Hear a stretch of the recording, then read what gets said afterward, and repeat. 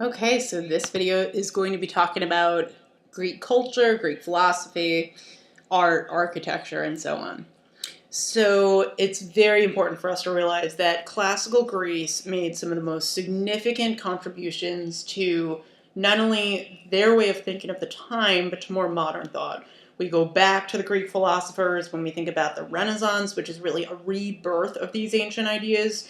Even the scientific revolution is basing many of its scientific discoveries on the previously established thoughts of the Greeks. So this is another reason why we call this era classical. It was so foundational in so many ways. So again, realize that their influence was widespread. We know that Athens really was the epicenter for the Greek philosophers, and Athens was so connected to the outside world because of its seafaring trade.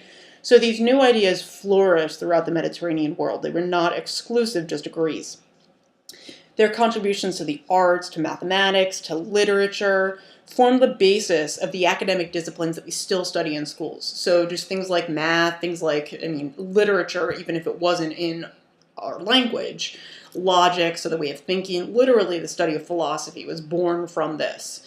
And we still read some of the contributions that were written that long ago. So probably most of you have read either the Iliad or the Odyssey, if not both, by Homer. So it's important for us to realize that these things are still read, they're still studied, right? They're still recited, and these are important allegories to many examples of modern day life. We use these stories from Homer, for example, to think about methods of behavior, right and wrong, relationships. So it's important to think about these as foundational texts. So let's think about some of the big names of Greek philosophers. The first one is Socrates. So we could see him as basically the philosopher that started it all. He actually was not originally a philosopher. He was a sculptor, which is interesting. He ended up spending most of his time teaching, though. And he believed that there were two different types of truth, right? He believed that there was an absolute truth, so something you could find out without a doubt, and then an idea of relative truth that you could actually debate, clarify, that you could ask questions to figure out what that truth truly was. I like to think of absolute truth and relative truth as sort of the difference in the way that you think about math and the way that you think about courses like English and history.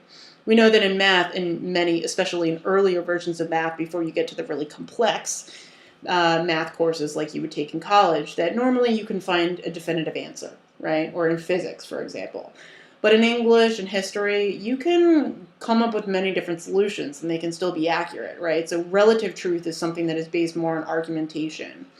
So he's very interested in the way in which people come up with these truths. So actually, the process, not the answers, were what was more important for Socrates. So he continuously asked questions to try to get people to clarify how they came up with their ideas. This is known as the Socratic method. Okay, so again, asking questions. It's also important for us to realize that the Socratic method is still used as a form of teaching. Every time you have a discussion in a class, where the teacher is really encouraging you to contribute your ideas to help formulate how you think about something, that's Socratic in nature. Anything where the teacher is not lecturing at you is somewhat Socratic. So again, Socrates actually had a significant impact on education, even today. What's ironic about Socrates is he actually was put to death because he was accused of corrupting the young and not worshiping Greek gods. So by consistently asking questions, Socrates actually got himself in trouble. So he is basically guilty of committing a crime that he sort of created, I guess you could say. All right, the next important contributor to Greek philosophy was Plato. It's important for us to realize that these thinkers sort of evolved off of one another because Plato was one of Socrates' students. He was born as an aristocrat and then studied under Socrates and basically continued his ideas. And Plato opened up a school. It was called the Academy. And he used the Socratic method again. He taught students to question the nature of their ideas. He had them ask questions about what the difference between good and evil was, what justice was, what beauty was. And again, these concepts are relative, right? Can you completely define what is good and what is evil, or is there sort of a gray area in between? Same thing goes for beauty, right? So we can, again, see that a lot of the things that Greek philosophers talked about did not have definitive answers. One of the things that really made Plato depart from Socrates is that Socrates basically used oral tradition. He would just talk about his ideas, and they would be passed on through discussion. Plato actually started writing these things down. Okay, so some of the things he wrote down were actually old conversations that he had with Socrates.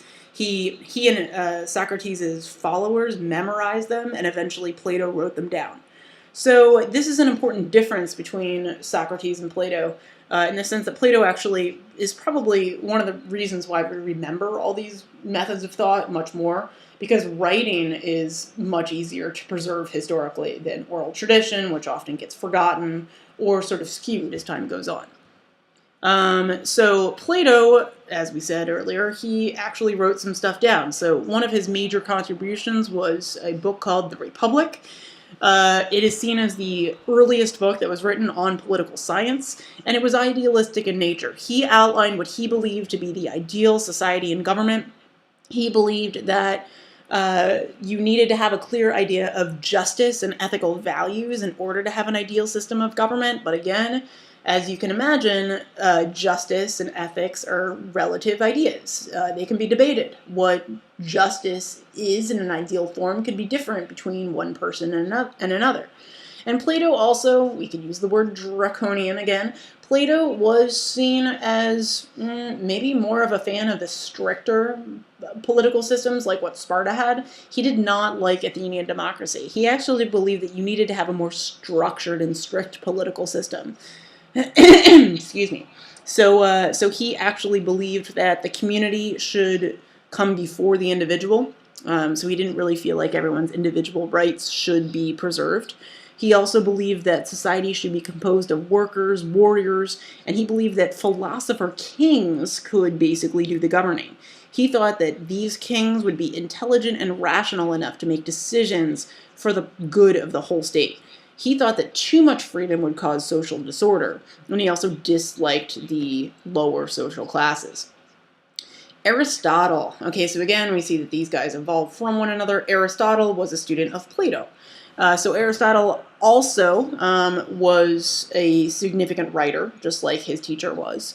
He wrote on a wide range of topics. So he wrote about politics, just like Plato did, and he also he wrote about science. So he made major contributions to astronomy. Some of them were incorrect. We'll talk about those in a minute. But it's really important for us to realize that, like a lot of Greek philosophers, they were generalists. The idea that Aristotle was writing about politics and astronomy at the same time might be hard for us to imagine in a day like today where we tend to specialize. Can you imagine me as a history teacher also teaching you about astronomy at the same time? It's kind of complicated for us to be able to specialize in two disciplines that are seemingly so different. But it was pretty common for thinkers of the time to have a wide range of knowledge about a variety of academic fields. And this sort of fits with Aristotle's general way of living, or what he called the golden mean. He believed that you needed to live a life of moderation. He believed that too much excess, even too much courage, could actually make someone foolhardy. It could make someone make rash decisions that they would later regret. He also believed that too little courage could make one a coward. And so basically this life where you live moderately, right, was seen as the golden mean. This was one of Aristotle's major contributions to ethical behavior. And Aristotle, as I said earlier, also made major contributions to classical science. So he believed in this idea called empiricism. We still talk about this a lot when we think about modern science. Empiricism is gaining knowledge through observation, right, through evidence. Okay, so thinking about empirical data, that means actual tangible data, numbers, things that you can crunch, right? So he believed that you could gain knowledge through observation and evidence of the senses. So he did not believe that you should use intuition or religious beliefs to come up with facts. So we could say that he gives birth to some of the earliest notions of the scientific method. He did not emphasize experimentation, though, that much. Instead, just observation. Okay, so we're not talking about, conducting a scientific lab where you have a test subject and a control subject. Instead, just observing things and then making generalizations about what you observe. He also believed in logic, or we could just think of it as reasoning, right? So basically, coming up with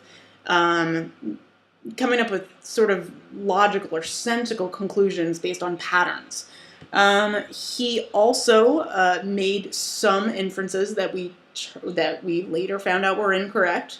So the geocentric theory, for example, was Aristotle's. He believed that all the planets actually orbited around the Earth. We obviously know now that this is untrue. And so this shows us that Aristotle was still obviously an ancient thinker, and he also did still think of humans as very exceptional in nature. The idea that everything revolved around the Earth was, to a certain extent, thinking about people, humans, as greater than any beings that we have not yet encountered. There is less of a sense of exceptionalism, I think, in modern science. We think of humans as actually less significant than someone like Aristotle would ever have thought. Aristotle, as we said earlier, also wrote extensively on politics, and he also just wrote about how poems and theater should be run. So again, he's really a wide-ranged thinker. He compared the different political structures in Greek city-states and wrote a book based on his findings. This book was very simply called Politics, and he believed, again, that ideal government was some kind of balance between monarchy, aristocracy, and democracy.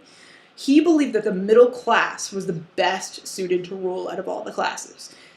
He believed that because, on the one hand, the middle class knew how to give commands, right? They were definitely higher than the underclass. They were higher than the farmers. They were higher than the peasants, and certainly higher than the slaves.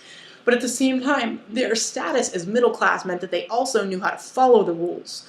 So by experiencing politics from both sides, he believed that the middle class should actually have more political power. He also wrote a book called Poetics. So interestingly, Poetics actually set down the definitions of what tragedy and comedy were in the theater, and he also defined epic and lyric poetry. So basically, and we'll talk a little bit more about comedies and tragedies in future slides, but his ideas about how theater and poems should be structured are going to have a major impact on, again, subsequent writers. William Shakespeare, for example, a Renaissance author, was very much attached to the idea of the Greek tragedy. So we can see him, Aristotle that is certainly having an impact on future ways of writing, ways of thought, ways of theater, and so on. So in general, the thinkers, Socrates, Plato, and Aristotle, all have a really significant contribution to the Mediterranean world of the time, but also their ways of thought provide the foundation of European thought for centuries to come. There's a reason, again, why they're called classical. Greek religion. Okay, we're not going to go into a crazy amount of detail about this, but what's important for us to realize first off is that obviously the Greeks were polytheistic, right? They believed in a pantheon of gods. And this is going to be different from the Persians, who we'll talk about in a future video in this series. And the religion was all based on a set of myths. Their gods were human, or human-like at the very least. And so this shows us that actually the Greeks believed that there were ways in which the gods interacted with regular humans in their daily lives. They even had myths where gods were the parents of some of the earliest rulers of Greek society. We already talked about how King Minos, the legendary king of the Minoan civilization on the island of Crete, was allegedly descended from Zeus, right? So basically what we see is that these myths more or less are meant to express ideas about what right and wrong behavior is they were meant to sort of serve as guides for how to live your life. They stress the ideas um, of how to interact with the gods, how to please the gods in order to live a fulfilling life. We know that artistic contributions also are very religious in nature. There's a reason why architecture and theater, they were all meant to be offerings to the gods in some ways. And we also see the Greek religion is not isolated because the Greeks were frequently trading and coming into contact with outside societies. Their religion does become more syncretic, which means mixed, right, over time. So, for example, we see that the Roman religion, which we'll talk about later on in period 2, is very much inspired by the Greek religion. They have very similar gods. Their names aren't always the same, but they basically come from similar origins.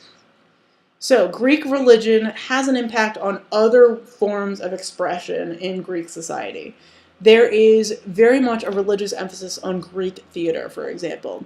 The original theatrical productions of ancient Greece were meant to honor the gods.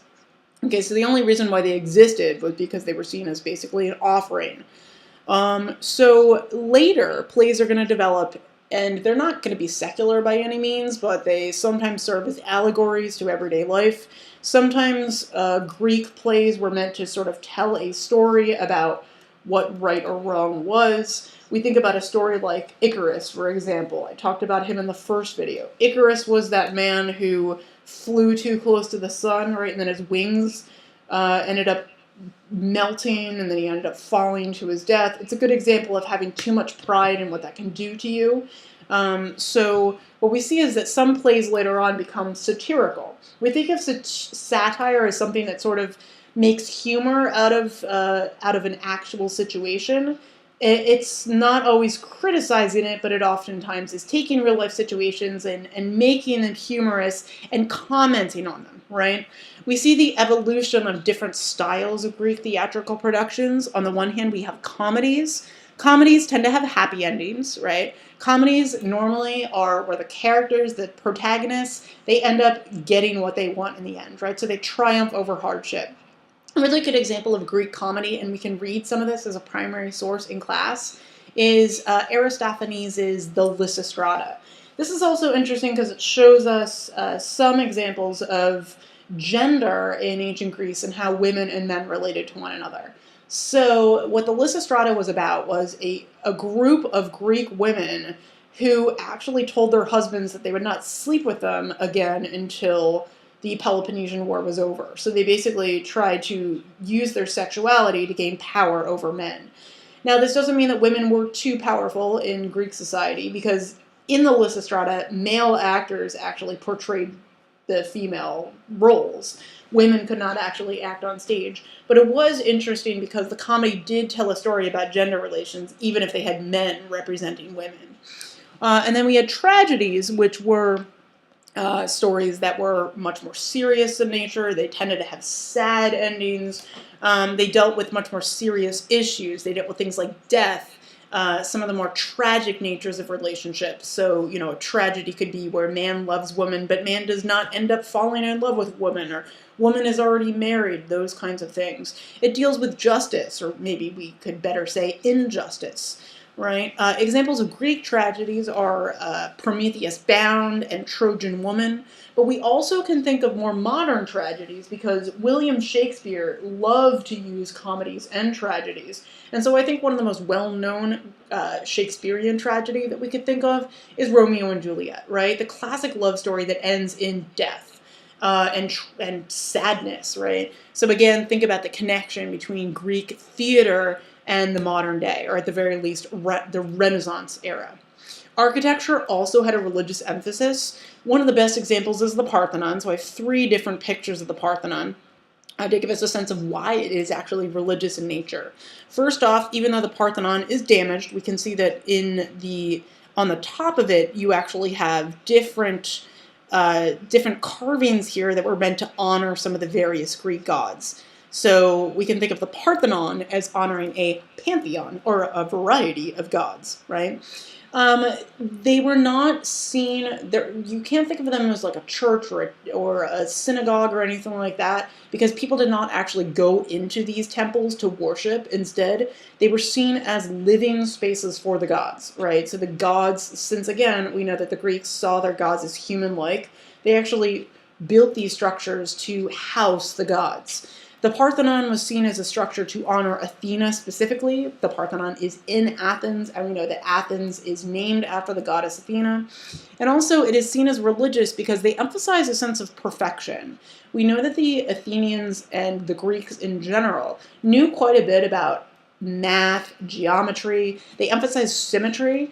The Parthenon has a distinctive number of columns on all sides. They also use triangles, and the construction of their pillars as well emphasizes the notion of perfection. They wanted to be perfect in their honorings of the gods.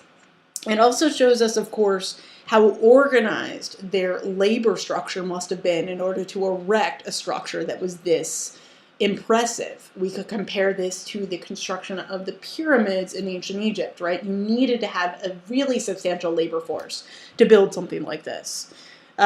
So it's important for us to realize how all of these structures were actually meant to honor the gods. We cannot separate these structures from religion.